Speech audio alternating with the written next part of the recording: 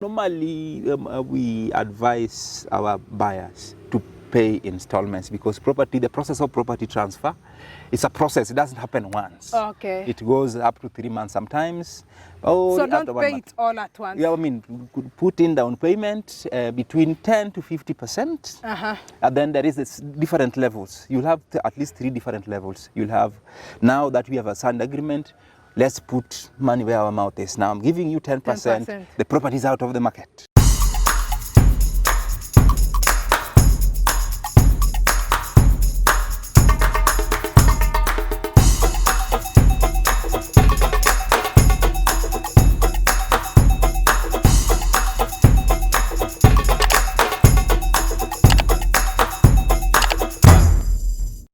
Jambo, good people, greetings from the beautiful city or the lakeside city of Kisumu. So today I'm joined with some property agent. He's been showing me around different pieces of land and telling me more about land in this area.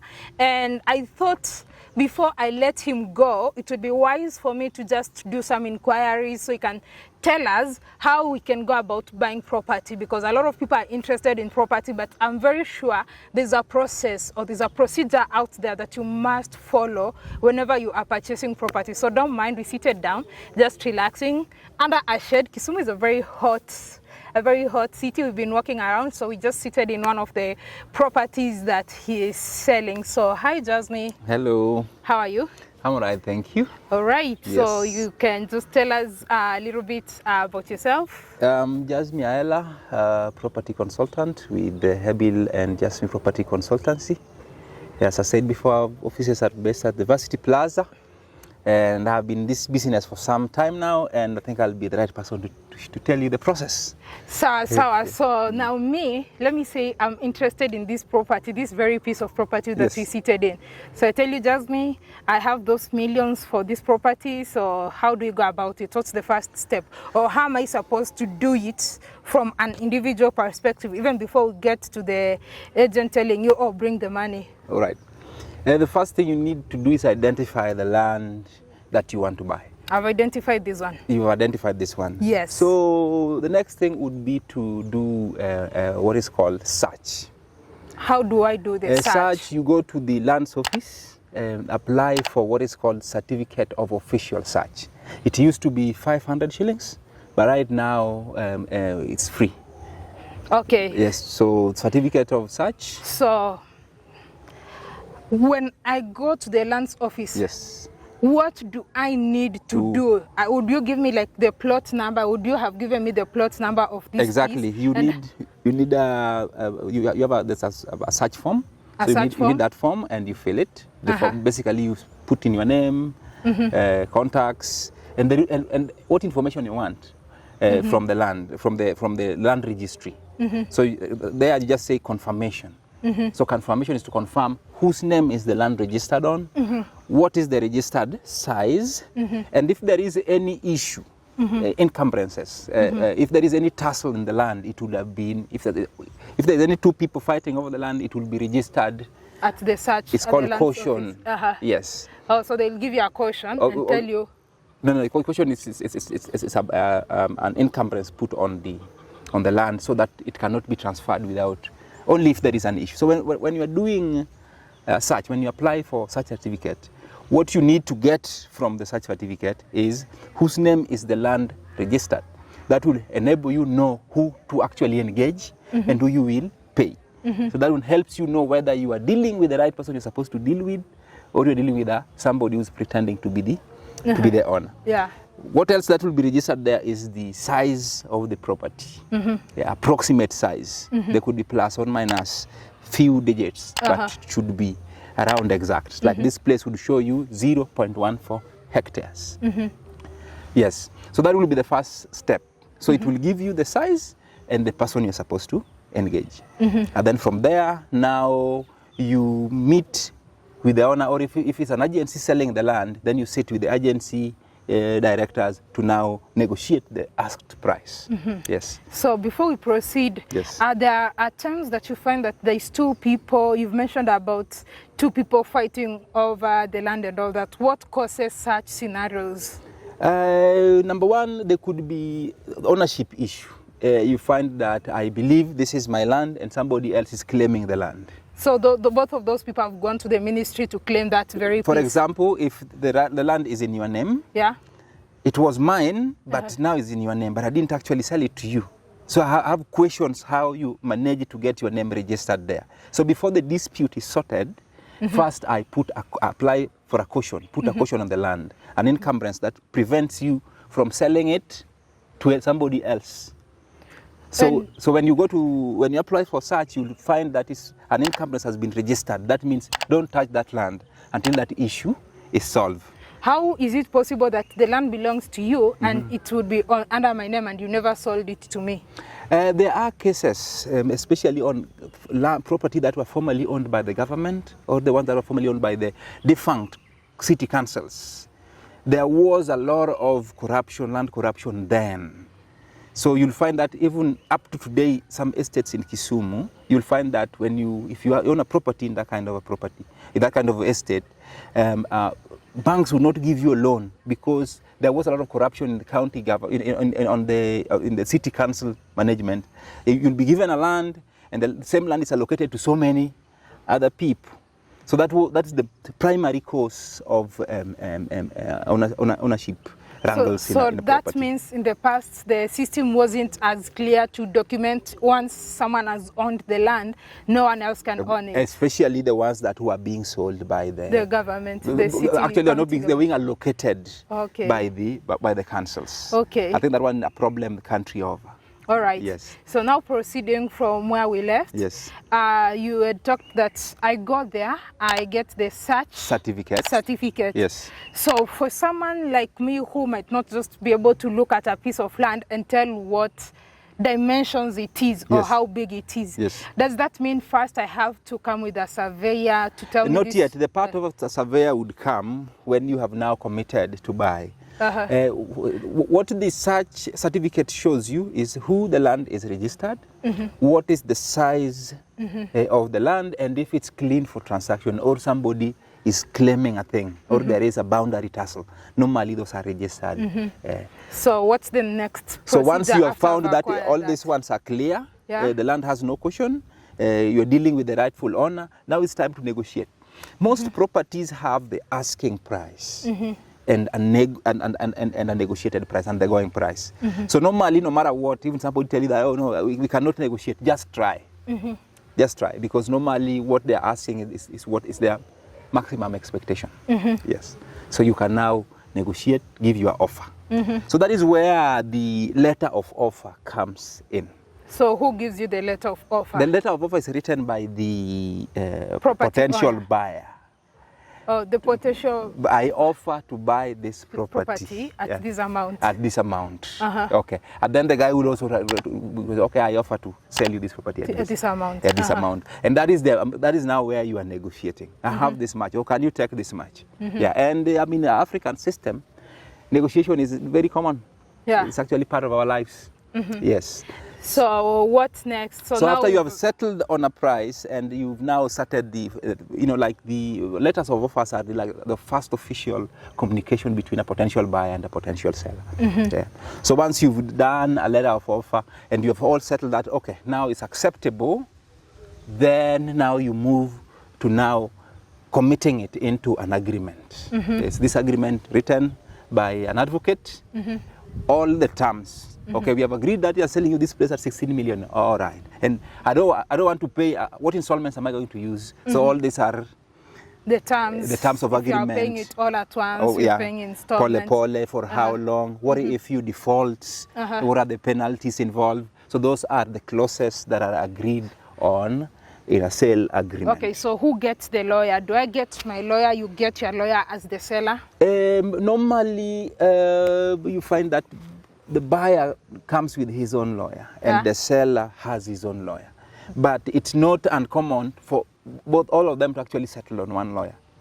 Yes, so you can all agree on one lawyer and you sign it because it's the same agreement. It will be the same if you have two lawyers or one lawyer. It will be the same agreement. It will be the same agreement and you'll have the same signatures in there, except that you are, if a buyer came with his own lawyer and the seller had his own lawyer, then the witness to the buyer will be his own lawyer, and the witness to the seller will be his own lawyer. Don't you think that's actually the most advisable way, such that in case of conflict, you the have lawyer different can, parties? Yeah, different, because one lawyer can defend their client. If I come with my lawyer, or if you had your lawyer, they will definitely take your side. So isn't it advisable for everybody? That is how to... most people prefer to do it. Yeah. But I also seen that people who are buying, especially outside town kidogo, most freeholds, they sometimes just settle on one lawyer, especially in a situation where you have bought a property from the first owner. Oh, from the first owner. Now you're like, oh, I won't have so much problem here.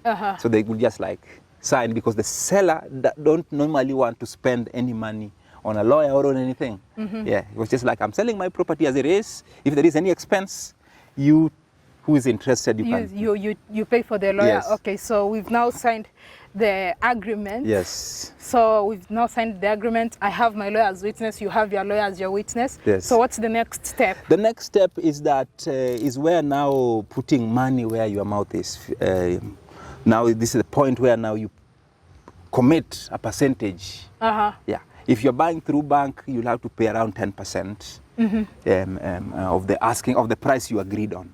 If the property 16 million or 16. No, like what's that? What do you mean by 10% if I'm buying through bank? That is if I'm getting it as a loan. If you are getting a mortgage, then before they even agree to give you the mortgage, you shall have paid 10%, a percentage of that property. Okay, so if I have it fully, I'll just transfer it to your account. Yes, but normally we advise our buyers to pay installments, because the process of property transfer, it's a process. It doesn't happen once. Okay. It goes up to 3 months sometimes. So don't pay it all at once. Yeah, I mean, you could put in down payment between 10 to 50%. And then there is this different levels. You'll have at least 3 different levels. You'll have, now that we have a signed agreement, let's put money where our mouth is. Now I'm giving you 10%. The property is out of the market. Yes. Okay. Yeah. And then now we have signed an agreement. The next thing you need to do is to move to the land board. A land board is a different body from the Ministry of Lands. Okay. And it's normally they're independent from the county or the national government. But they are the people who give the Ministry of Land the authority to transfer land from A to B. And what you come out with from the land board is called consent. So it depends with what you want. If you wanted to transfer the land, then you need consent to transfer.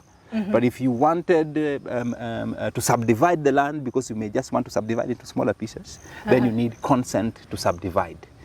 So you go to the land board with your ID, with your spouse. You have to have your partner. If you have one, that is. If you have one, and if you don't have one, they will need somebody. It's hard work if you go there alone. So why so? Like, I can't just go there. Like, why should I go with a spouse if I don't have one? If you don't have a spouse, then you're a child. If you don't have a child, then you have a brother, but some witness. Oh, so a witness. Basically, it's some witness or anybody who has a claim to your inheritance. Okay, like my next of kin. Like your next of kin. Yes. So you need that person at the land board, and you need to all have your IDs. And they have to agree that I have agreed that we transfer to so and so. I have agreed that we subdivide. That is when you get the consent from the land board. So the land board gives you that consent, just a piece of paper, which you now attach to your papers, to your transfer documents, and take to the government valuer to come and now value your land.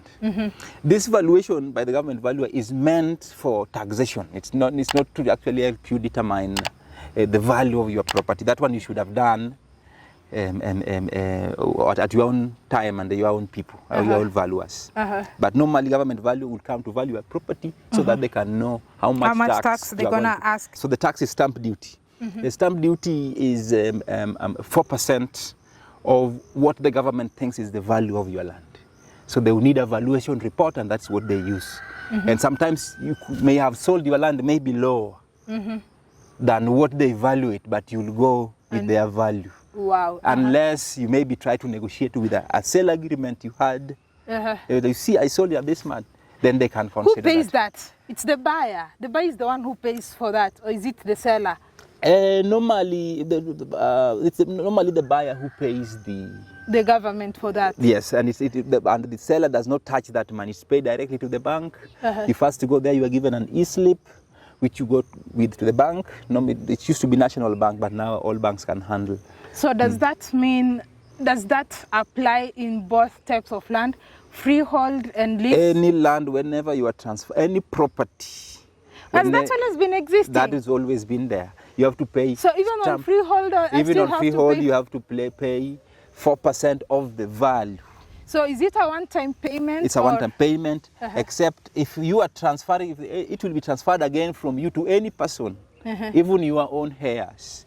They will still have to pay the 4%. So if I'm buying freehold land, yes, is this stamp duty same as yearly land rate? No.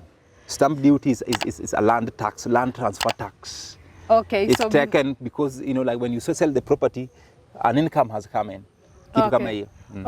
Okay. Yes. Are you looking at building a credit so that you can have finances to build, invest, relocate, or even start a business in the continent? Well, www.creditbuildingmasterclass.com will tell you how to go about it. Just click on the link in the description box and you are able to access the book free of charge. The link is also attached in the pinned comment.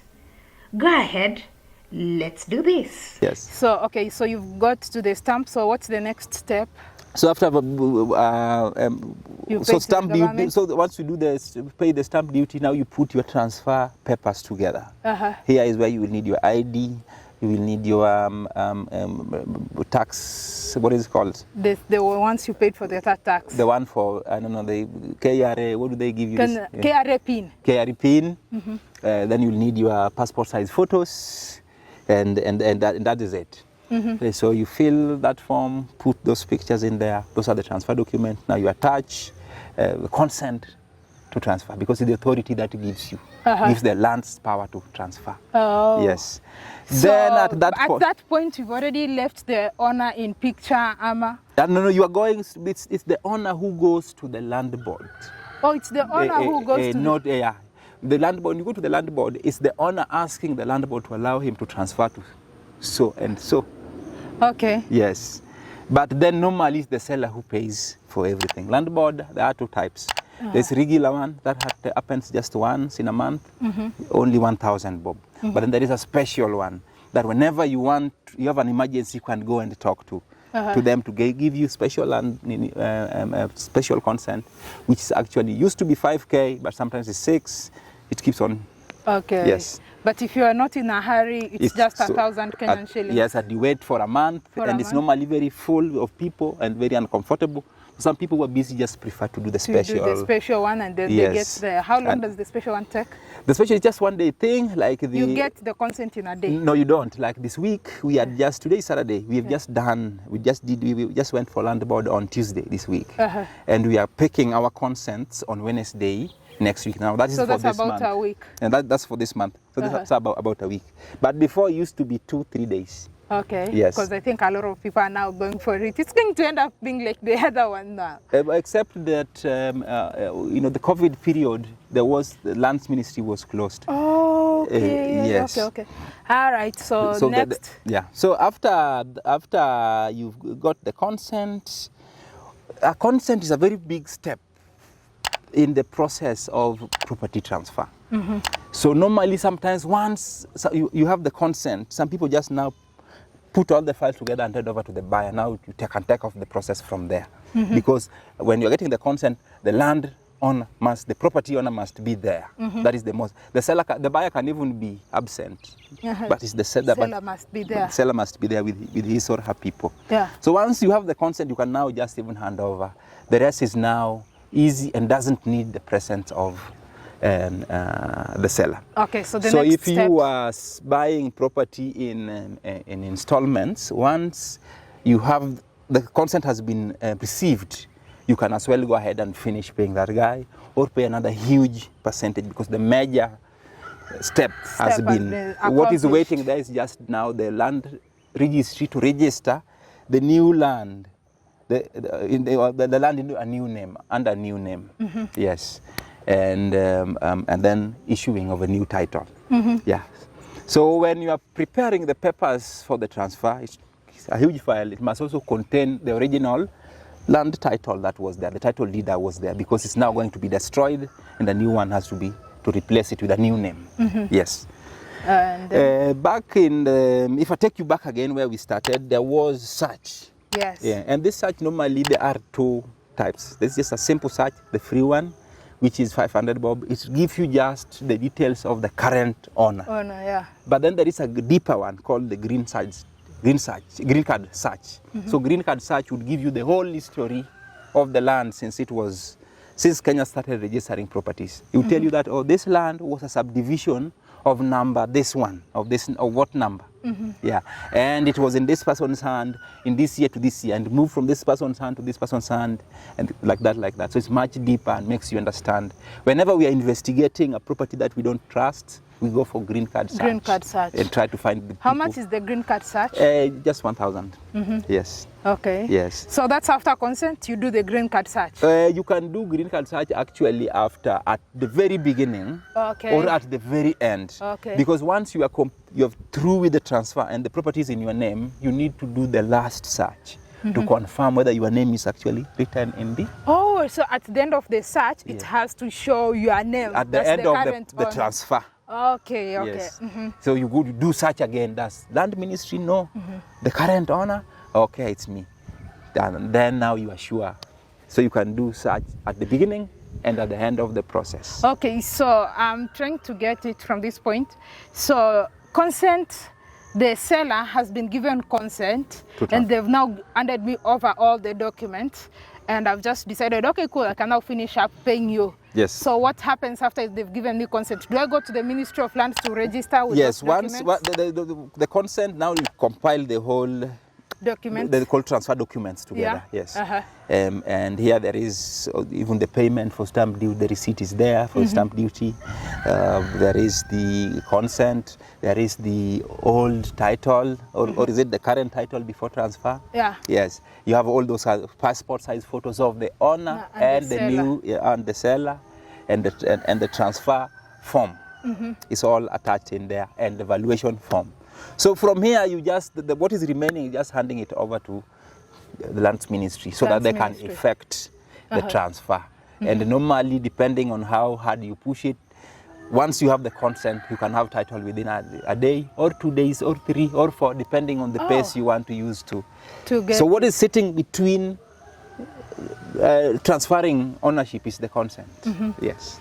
And what's the difference? This is for a Kenyan citizen, right? This is for a Kenyan citizen. Yes. And if someone is not a Kenyan citizen? If someone is a foreigner, the process would just be the same. Yeah. Except that even no matter what type of title it is if it's an allotment letter, if it's a leasehold, or if it's freehold, if you're a foreigner, whatever agreement you have with the landowner, it will be considered by the government as a lease agreement.